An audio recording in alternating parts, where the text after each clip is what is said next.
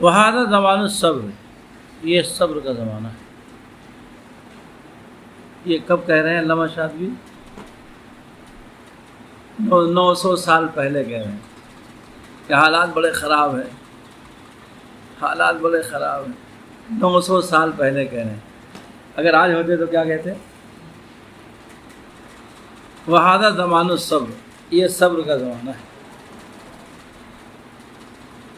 ہر طرف دین سے دوری، مہجوری، تو نمازیں چھوڑ رہے ہیں، سنتوں کو ترک کر رہے ہیں، جھوٹ، فریب، الزام لوگوں میں عام ہو گیا ہے۔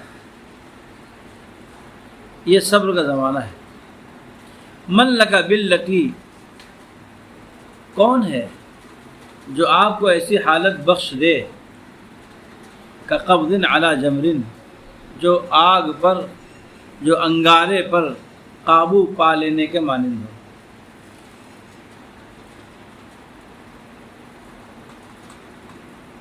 یعنی حالات اتنے خراب ہیں، اب آپ اپنے کسی شیخ سے جڑ جائیے، اپنا ہاتھ کسی مصلح کے ہاتھ میں دے دیجیے، تو اس کی تربیت سے آپ ان حالات کا شکار ہونے سے بچ جائیں گے۔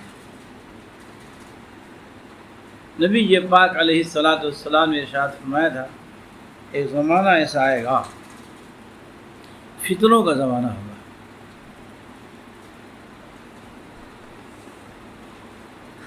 اس زمانے میں عورت لباس پہننے کے باوجود برہنہ نظر آئے گی، اور محافظین، پولیس والے مجرموں کو بچائیں گے اور معصوموں پر ڈنڈے چلائیں گے۔ ایسے پرفتن دور میں وہ زمانہ ایسا ہوگا جیسے آگ، ہاتھ پر آگ لے کے چلنا دشوار ہوتا ہے، ایسے ایمان پر چلنا دشوار ہوگا۔ اس زمانے میں میری کوئی ایک سنت کو زندہ کرے گا، اللہ تعالیٰ اس کو 60 شہیدوں کا ثواب عطا فرمائیں گے، یا ایک روایت میں ہے 100 شہیدوں کا ثواب عطا فرمائیں گے۔ 900 سال پہلے علامہ شاطبی رحمۃ اللہ علیہ یہ بات فرما رہے ہیں۔ آج کے حالات اس حدیث پاک کے بالکل مطابق ہیں کہ عورت لباس پہننے کے باوجود برہنہ ہے۔ آج پولیس والے معصوموں پر ڈنڈے برسا رہے ہیں اور مجرموں کو چھوڑا جا رہا ہے۔ ان کو کوئی جرم کرنا ہوتا ہے، وہ پہلے کوتوالی کو باندھ لیتے ہیں، کوتوالی میں جا کر اچھی خاصی رقم جمع کر دیتے ہیں، اس کے بعد اطمینان کے ساتھ جرم کرتے ہیں۔ پولیس کی کسٹڈی میں اور سب کے پاس گنیں تھیں، ان کی موجودگی میں عتیق کو اور ان کے بھائی اشرف کو شہید کر دیا گیا۔ یہ کیا ہے؟ یہی تو ظلم ہے، یہی تو فتنے کا زمانہ ہے۔ اطمینان کے ساتھ مجرم آتا ہے اور پولیس کی کسٹڈی میں کھڑے ہو کر کے اور پسٹل سے وار کرتا ہے اور 15 گولیاں داخل کر دیتا ہے، اور پولیس تماشائی بنی ہوئی ہے۔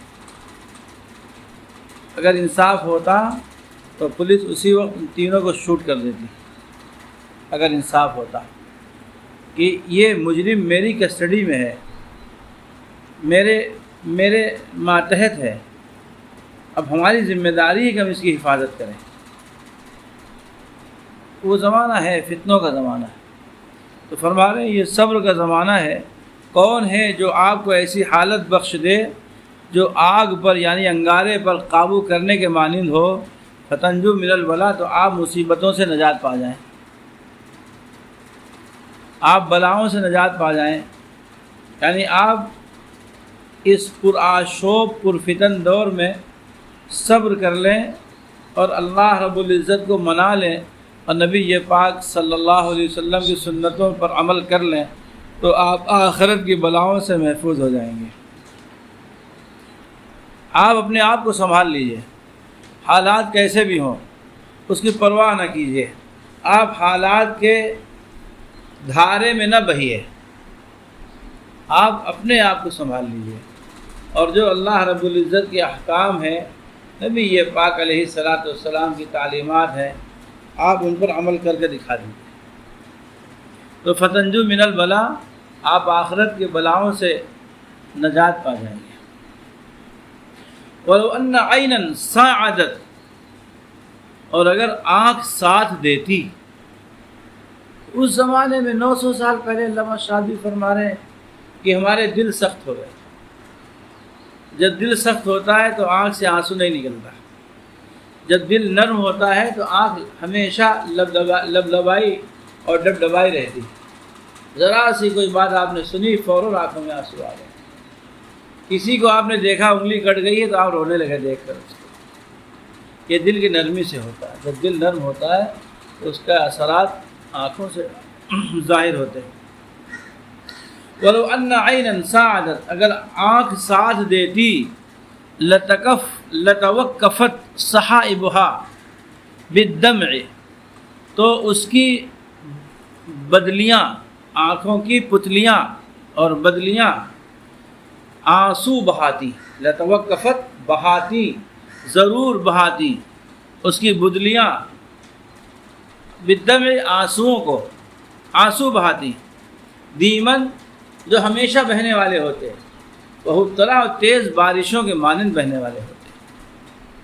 اگر ہمارے دل نرم ہوتے تو حالات کو دیکھ کر ہر وقت روتے رہتے، کیا ہو رہا ہے، مسلمان کہاں جا رہا ہے، بچیاں ہماری غیر مسلموں کے ساتھ بھاگی چلی جا رہی ہیں، ہمارے بچے غیر مسلم بچیوں کے ساتھ بھاگے چلے جا رہے ہیں، گھروں سے ایمان نکل رہا ہے، بچے ہمارے بے نمازی ہیں، بچوں کے اندر قرآن پاک سے دوری پیدا ہو گئی ہے، قرآن پاک سے مہجوری پیدا ہو گئی ہے، شعائر اسلام سے دور بھاگتے چلے جا رہے ہیں، انہیں یہودیوں کے طریقے اچھے لگنے لگے ہیں، انہیں کفار کے طریقے اچھے لگنے لگے ہیں، اسلام کے طریقے اچھے نہیں لگ رہے۔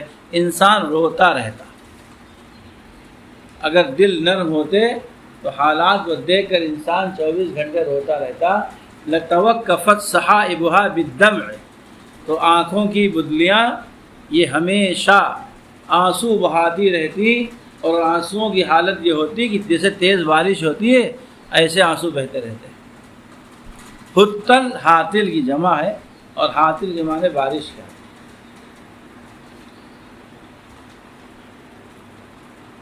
وَلَكِنَّهَا عَنْ قَسْوَةِ الْقَلْبِ قَحْطُهَا، لیکن افسوس کہ دل کی سختی کی وجہ سے آنسوؤں کا قحط پڑ گیا۔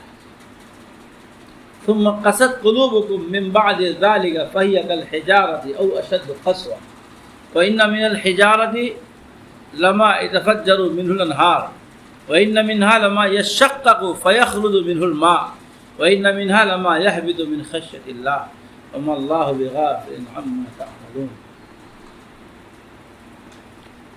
تو ہمارے قلب پہاڑوں سے زیادہ سخت ہو گئے، پہاڑ بھی نرم ہوتے ہیں، وہ بھی روتے ہیں اللہ کی خشیت سے، اللہ کی خوف سے۔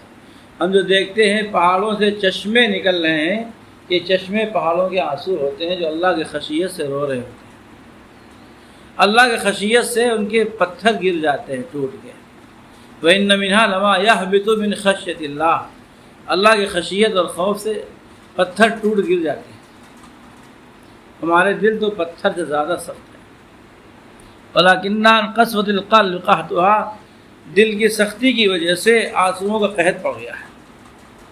فَيَا أَيُّهَا النَّاسُ، فَيَا أَيُّهَا الطُّلَّابُ، اے لوگو، اے میرے پیارے پیارے بچوں، ضَيْعَةَ الْأَعْمَارِ، اپنی عمروں کو ضائع ہونے سے بچاؤ۔ اپنی عمروں کو 900 سال پہلے علامہ شادی رحمۃ اللہ علیہ فرما رہے ہیں، اپنی عمروں کو ضائع ہونے سے بچاؤ۔ آج یہ حالات دیکھ لیتے تو شاید روتے ہی رہتے اور روتے روتے اندھے ہو جاتے ہو۔ فیا ضیعۃ الاعمار، اے میرے بچوں، اے میرے پیارو، عمروں کو ضائع ہونے سے بچاؤ۔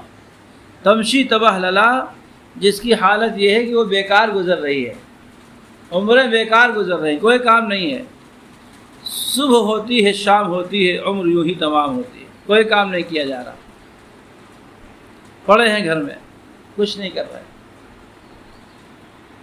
ہم نے بنگلور میں دیکھا، رمضان کا مبارک مہینہ ہے، آدمی چارپائی پر لیٹا ہوا ہے اور تربوز کھا رہا ہے، اور بیوی اس کی اگربتی بنا رہی ہے، بچیاں اگربتی بنا رہی ہیں، بیڑی بنا رہی ہیں، ان سے گھر چل رہا ہے۔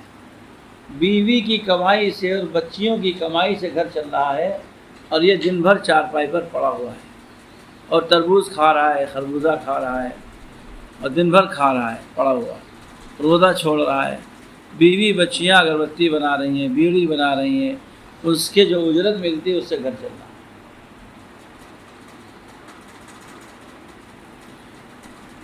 ایسے حالات میں جب اس طرح کے حالات ہو جائیں اور پھر کوئی شخص اللہ رب العزت سے رجوع کرے، علامہ شادی فرماتے ہیں میری جان قربان ہے اس پر، بنفسی میں اپنی جان نشاور کرتا ہوں ایسے شخص پر۔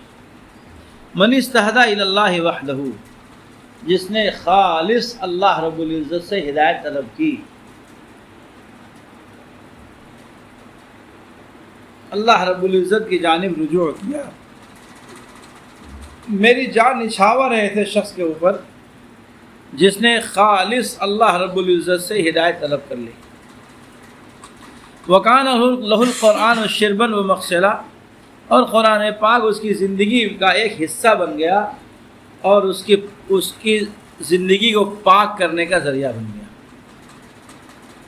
اس کی زندگی کا اوڑھنا بچھونا، شربن کا ترجمہ ہم کرتے ہیں اوڑھنا بچھونا، قرآن پاک جس کی زندگی کا اوڑھنا بچھونا بن گیا اور اس کی زندگی کو اور آخرت کو پاک کرنے کا ذریعہ بن گیا۔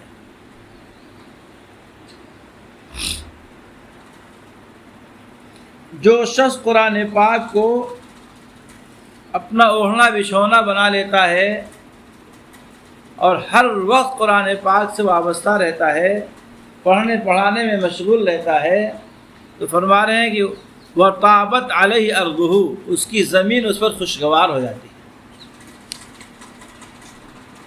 قرآن پاک سے جڑ جانے والے کے لیے زمین خوشگوار ہو جاتی ہے۔ فَتَفَتَّقَتْ بِكُلِّ عَبِيرٍ، اور ہر مرکب خوشبو سے وہ پھٹ جاتی ہے، اس کی زمین تمام خوشبوؤں کے ساتھ پھٹ جاتی ہے، یعنی زمین سے خوشبوئیں نکلتی ہیں۔ خوشبو کا مطلب کیا ہے؟ اس کے پاس بیٹھنے سے سکون ملتا ہے، اس کی گفتگو سے سکون ملتا ہے، اس سے مل کے سکون ملتا ہے۔ ہوتے ہیں بعض لوگ کہ ان کے پاس بیٹھ کے سکون ملتا ہے۔ نبی یہ پاک جناب رسول اللہ صلی اللہ علیہ وسلم کی خدمت میں ایک صحابی آیا کرتے تھے اور چپ چاپ بیٹھے رہتے تھے، کچھ بھی نہیں بولتے تھے۔ حضور صلی اللہ علیہ وسلم کو ایسے دیکھا کرتے تھے۔ یہاں ندوے میں حضرت مولانا نور اللہ مرقدہ، حضرت مولانا علی میاں صاحب نور اللہ مرقدہ، ان کی مجلس عصر کے بعد جو مہمان خانے کے سامنے صحن ہے یہاں ہوا کرتی تھی، اور بہت اہتمام سے مجلس ہوتی تھی۔ ایک کرسی حضرت کی ہوتی تھی، اس کے سامنے میز، ایک کرسی داہنے ایک کرسی بائیں۔ تو ایک پہ تو حضرت محتمم صاحب، حضرت مولانا محب اللہ صاحب لاری رحمۃ اللہ علیہ عام طور پر بیٹھا کرتے تھے۔ ایک کرسی خالی رہتی تھی، جس کو کوئی بات تنہائی میں کرنی ہوتی اس پہ آ کے حضرت سے بات کر لیتا تھا۔ ہم لوگ ادھر بیٹھا کرتے تھے، کرسیاں لگی ہوتی تھیں، مہمانان سب کو معلوم تھا کہ حضرت سے ملاقات عصر کے بعد ہوتی ہے، تو سارے مہمانان عصر کے بعد حضرت سے ملنے کے لیے آیا کرتے تھے۔ بڑے اہتمام سے چائے بنتی تھی، سب کو چائے پلائی جاتی تھی۔ جو چبوترا ہے، چبوترے پر فرش بچھا دیا جاتا تھا، ہم لوگ اساتذہ اس پر بیٹھ جایا کرتے تھے۔ تو ایک صوفی انیس صاحب آیا کرتے تھے، بوڑھے تھے، وہ اپنی کرسی حضرت کے قریب میں جو کرسیاں ہوتی تھیں، جو قریب میں ہوتی تھی، اس کا رخ تھوڑا سا حضرت کی طرف ترچھا کر کے اس پہ بیٹھ جاتے تھے، اور وہ حضرت کو اسے دیکھا کرتے تھے، ایسے دیکھ رہے ہیں، اسی میں سو جاتے تھے، وہ بیٹھے بیٹھے سو گئے، اس وقت بولتے کچھ بھی نہیں ہے، دیکھا۔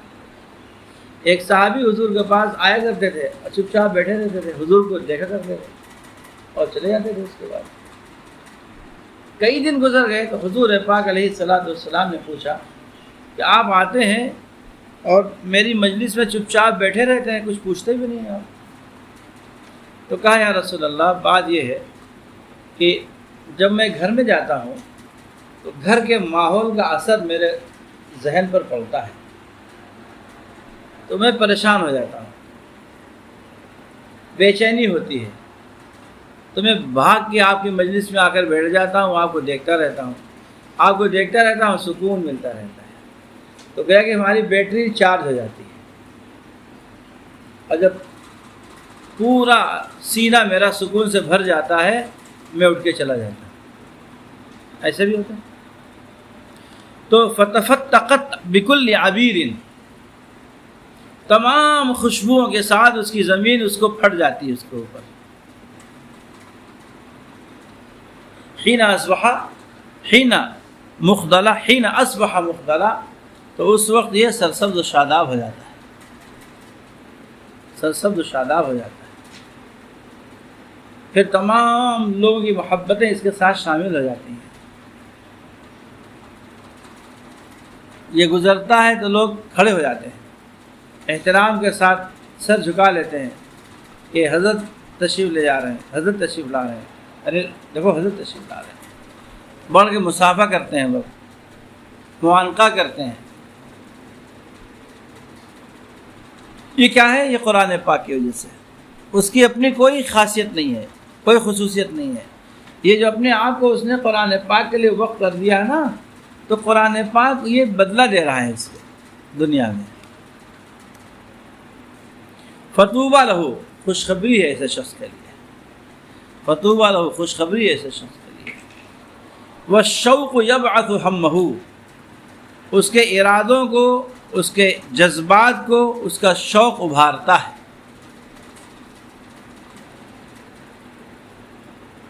کہ ہمیں اور قرآن مل جائے، اور قرآن مل جائے، اس سے اچھا پڑھنے لگے ہیں، اس سے زیادہ ہم پڑھنے لگے ہیں۔ جتنا وقت میسر ہو میرا وقت قرآن پاک کی تلاوت میں گزرے۔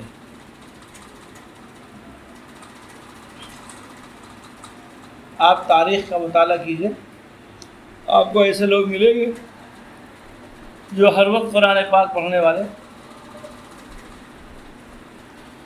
حضرت عبداللہ ابن مبارک رحمۃ اللہ علیہ حج سے واپس تشریف لا رہے ہیں اور قافلے کے ساتھ میں ہیں۔ رات ہو گئی تو آپ نے اپنے قافلوں کو حکم دیا کہ یہیں پر پڑاؤ ڈال دیا جائے، صبح چلیں گے۔ تو رات میں سفر کرنا ٹھیک نہیں ہے، جنگل سے گزرنا ہے، درندے ہیں، چوپائے ہیں، نقصان پہنچا سکتے ہیں۔ رات گزار لی، صبح ہوئی تو آپ نے دیکھا کہ سامنے ایک کوئی سواری آ رہی ہے جو صاف نظر نہیں آ رہی ہے۔ دھیمے دھیمے دھیمے وہ قریب آتی چلی گئی۔ جب وہ قریب آئی تو دیکھا کہ ایک اونٹ ہے، اس کے اوپر ایک پردے میں خاتون بیٹھی ہے، نقاب میں خاتون ہے، اور انہوں نے لا کر اپنا اونٹ میرے پاس کھڑا کر دیا۔ میں سمجھ گیا کہ ضرورت مند کوئی خاتون ضرورت مند ہے۔ میں نے ان سے پوچھا آپ یہاں کیسے آئیں؟ تو کہا من یضلل اللہ فلا ہادی لہ، جو راستہ بھٹک جائے اسے کوئی راستہ دکھلا نہیں سکتا۔ میں سمجھ گیا کہ راستہ بھٹکی ہوئی ہے، راستہ بھول گئی۔ میں نے پوچھا آپ کہاں سے آ رہے ہیں؟ تو کہا وَأَتِمُّ الْحَجَّ وَالْعُمْرَةَ لِلَّهِ، میں سمجھ گیا کہ حج سے واپس آ رہے ہیں۔ آپ جانا کہاں چاہتی ہیں؟ تو کہا ادخلوا مصر انشاءاللہ آمنین۔ میں سمجھ گیا سامنے بغداد ہے، بغداد جانا ہے ہم لوگوں کو بھی، ان کو بھی بغداد جانا ہے۔ تو میں نے اپنے قافلے والوں سے کہا کہ تم لوگ آؤ اور میں ان کے اونٹ کی نکیل پکڑ کے چلتا ہوں، ان کو لے کے چلتا ہوں۔ خاتون ہے، پردے میں ہے، کوئی محرم ساتھ میں نہیں ہے، راستہ بھٹکی ہوئی ہے، تو ہمیں بھی وہیں جانا ہے۔ تو میں نے اس خاتون سے کہا کہ آپ میرے ساتھ، میں چلتا ہوں آپ کی نکیل پکڑ کر کے، مجھے بھی بغداد جانا ہے۔ تو میں اس کی نکیل پکڑ کر چلنے لگا۔ قافلہ پیچھے میں نے چھوڑ دیا، قافلہ آئے گا اپنے۔ تو مجھے کچھ عربی کے اشعار یاد تھے، تو میں نے عربی کے اشعار پڑھنے شروع کیے۔ تو فوراً بولی فقرؤ ما تیسر من القرآن۔ تو میں نے کہا یہ مجھ سے قرآن پاک پڑھنے کا مطالبہ کر رہی ہے۔ مجھے احساس ہوا، میں نے اشعار چھوڑ دیا، قرآن پاک پڑھنے لگا۔ ہوتا ہے، مزاج ہوتا ہے آدمی کا کہ چل رہا ہے، کچھ پوچھنے لگتا ہے، اور کتنے بچے ہیں آپ کے، گھر کہاں ہے آپ کا، گھریلو حالات کیسے ہیں، شوہر ہیں کہ نہیں ہیں آپ کے۔ تو میں نے کچھ پوچھنا شروع کیا تو کہا لا تسألوا عن اشیاء ان تبد لکم تسؤکم۔ میں سمجھ گیا کہ یہ بتانا نہیں چاہیے، چھوڑ۔ میں چلتا رہا۔ ایک قافلہ نظر آیا جو پڑاؤ ڈالے ہوئے تھا، تو میں نے ان سے پوچھا کہ کیا اس پڑاؤ میں کوئی آپ کا مل سکتا ہے ہمیں؟ تو کہا ابراہیم و اسماعیل و اسحاق۔ میں سمجھ گیا کہ ان کے شاید 3 بیٹے ہیں جو قافلے میں ہیں۔ میں نے آواز لگائی کہ کوئی اس میں ابراہیم، اسماعیل، اسحاق نام کے آدمی ہیں؟ تو 3 آدمی دوڑتے ہوئے، 3 نوجوان، خوبصورت سے نوجوان دوڑتے ہوئے آئے اور آ کر کہا رہی یہ تو میری ماں ہے، یہ ہم لوگ حج کرنے کے لیے گئے تھے، میری ماں گم ہو گئی تھی وہاں، ڈھونڈ کے پریشان ہو گئے لیکن نہیں ملی۔ مجبور ہو کر ہمارے امیر قافلہ نے کہا کہ تمہاری ایک ماں کی وجہ سے ہم ان سارے قافلے والوں کا نقصان نہیں کریں گے، ہم لوگ چلیں۔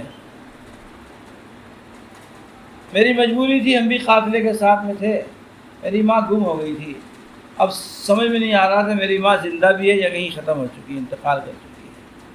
یہ سوچ کر ہم لوگ آ گئے شاید میری ماں ختم ہو چکی، انتقال کر چکی، چلے آئے۔ تو بچوں نے نکیل پکڑ لی، میں نے واپسی کا ارادہ کیا۔ تو اس خاتون نے کہا کلوا واشربوا ہنیئا بما اسلفتم فی الایام الخالیہ۔ تو میں سمجھ گیا کہ یہ کچھ کھانے کے لیے کہہ رہی ہیں۔ کچھ فروٹ تھے، میں نے لے لیا اور میں نے معذرت کی، کہا وَيُطْعِمُونَ الطَّعَامَ عَلَى حُبِّهِ، لوگ اللہ کی مرضیات کے لیے کھلاتے پلاتے ہیں۔ تو میں نے معذرت کی، بس کہا انما نطعمکم لوجہ اللہ لا نريد منکم جزاء ولا شکورا۔ کیا بات ہے، آخر یہ خاتون ہر بات قرآن پاک سے کر رہی، ایک لفظ بھی نہیں بول رہی سوائے قرآن پاک کے۔ تو میں نے ان کے بچوں سے پوچھا، بچوں یہ بتاؤ کہ تمہاری ماں کا ہر لفظ زبان سے نکلنے والا قرآن پاک ہے، ایک لفظ بھی سوائے قرآن کے نہیں بول رہی؟ تو بچوں نے کہا کہ میری ماں نے 20 سال سے آج تک سوائے قرآن پاک کے ایک لفظ بھی زبان سے نہیں نکالا۔ ایسے بھی لوگ دنیا میں ہیں جن کی زبان سے سوائے قرآن پاک کے دوسرا کوئی لفظ نکل ہی نہیں رہا۔ ایسے لوگ ہیں۔ وَالشَّوْقُ يَبْعَثُ ہَمَّهُ، کہ اس کا شوق اس کے ارادے کو ابھارتا ہے، اس کے جذبے کو ابھارتا ہے۔ وَزَنْدُ الْأَسَالِ، اور جو گزرا ہوا زمانہ ہے اس پر یہ مایوس ہے، اور مایوسی کی چنگاری یحتاج فی القلب مشعلہ، اس کے قلب میں شعلہ بن کر بھڑک رہی ہے۔ مایوسی کی چنگاری اس کے قلب میں شعلہ بن کر بھڑکتی ہے کہ مجھ سے غلطیاں ہو گئیں، میرا وہ زمانہ، ایک زندگی کا بڑا حصہ میرا قرآن پاک سے دوری پر، محجوری پر گزرا ہے، اللہ رب العزت کے احکام سے دوری پر گزرا ہے۔ سیدنا صدیق اکبر رضی اللہ عنہ رویا کرتے تھے، حالانکہ نبی پاک علیہ السلام کی خوشخبری سن چکے تھے، الاسلام یہدم ما کان قبلہ، پھر بھی رویا کرتے تھے، اتنا روتے تھے کہ آپ کے چہرے مبارک پر نشان بن گئے تھے۔ رویا کرتے تھے کہ میں ایمان میں نے قبول کیا ہے، عمر کی اچھی خاصی مدت گزرنے کے بعد، عمر کی بڑی منزل گزرنے کے بعد میں نے ایمان قبول کیا ہے، تو میرا وہ حصہ جو کفر میں گزرا ہے، اگر اللہ رب العزت نے سوال کر لیا تو میرا کیا حال ہوگا؟ میں تو جواب نہیں دے سکوں گا۔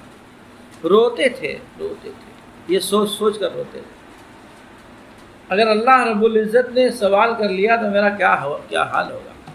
میں جواب نہیں دے پاؤں گا۔ کاش میں کوئی تنکا ہوتا، کاش میں کسی درخت کا پتا ہوتا، کاش میں کسی ریت کا ذرہ ہوتا، کاش میں کسی دریا کا قطرہ ہوتا، تاکہ اللہ رب العزت کے یہاں جواب نہ دینا پڑتا۔ ایسے لوگ گزرے۔ وزند العصا یحتاج فی القلب مشعلہ، اور مایوسی کی چنگاری اس کے دل میں شعلہ بن کر بھڑکتی ہے۔ هو المجتبی، یہ شخص قوم میں پسندیدہ ہوتا ہے، یہ شخص قوم میں پسندیدہ ہوتا ہے۔ یغدو علی الناس کلہم، یہ تمام لوگوں کے اوپر سے گزرتا ہے، قریباً لوگوں سے قریب ہوتا ہے، غریباً لیکن اجنبی ہوتا ہے۔ حضور پاک علیہ السلام کے بارے میں آتا ہے، عائشہ صدیقہ رضی اللہ تعالی عنہ فرماتی ہیں کہ جب نماز کا وقت قریب آتا تھا تو نبی یہ پاک علیہ السلام ہم لوگوں کو پہچاننا چھوڑ دیتے تھے، اتنا غلبہ ہوتا تھا نماز کا کہ پہچانتے نہیں تھے۔ میرے پاس سے گزرتے تھے تو یا رسول اللہ السلام علیکم، تو تم کون ہو؟ یا رسول اللہ میں آپ کی حمیرہ ہوں۔ قریباً غریباً لوگوں سے قریب ہوتا ہے لیکن اجنبی ہوتا ہے۔ ایک زمانے سے ایک محلے میں رہ رہا ہے لیکن کسی کو پہچانتے ہی نہیں ہے، سب پہچانتے ہیں اس کو، جب گزرتا ہے تو سب مصافحہ کرنے کے لیے بڑھتے ہیں، وہ نہیں جانتا، کیوں؟ وہ لوگوں سے تعلق نہیں رکھتا، سوائے قرآن پاک کے۔ کوئی ملتا ہے تو حسن خلق سے مل لیتا ہے، لیکن قرآن پاک سے اتنا شغف ہے اس کو کہ اس کے بعد وقت ہی نہیں ہے کسی کے پاس جانے کے لیے۔ ہمارے استاذ کے استاذ حضرت مولانا قاری مظہر علی صاحب رحمۃ اللہ علیہ، اللہ ان کی قبر کو نور سے منور فرمائے، وہ آپ کے دادا بنیں گے، علمی دادا بنیں گے۔ ان کے استاذ حضرت مولانا قاری اسماعیل صاحب دامت برکاتہم حیات ہیں ابھی، جو بوریلی والے ہیں، ہاں، تو ہمیشہ سر ایسے جھکا رہتے ہیں، کبھی سر نہیں اٹھاتے۔ مسجد کا مینار بنا، 6 مہینے لگے مینار بننے میں، ان کو نہیں پتا کہ مینار بن رہا ہے۔ مینار بن سے تیار ہو گیا،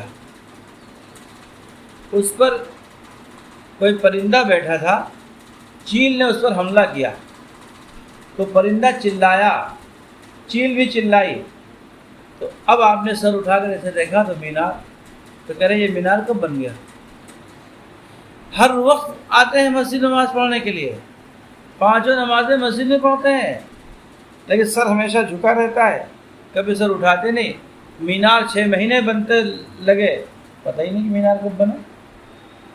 قریباً غریباً وہ لوگوں کے قریب ہوتا ہے لیکن اجنبی ہوتا ہے، اس کو کچھ کسی سے کوئی سروکار نہیں، بے نیاز۔ میں اللہ کا نیاز مند ہوں، بندوں کا نیاز مند نہیں ہوں، بندوں سے بے نیاز ہوں۔ مستمعاً مؤملہ، اس کی توجہ طلب کی جاتی ہے، اس سے امیدیں کی جاتی ہیں۔ توجہ، السلام علیکم، وعلیکم السلام، سر جھکا ہے۔ حضرت میں محمد ریاض، اچھا، کیسے ہیں؟ خیر ہے؟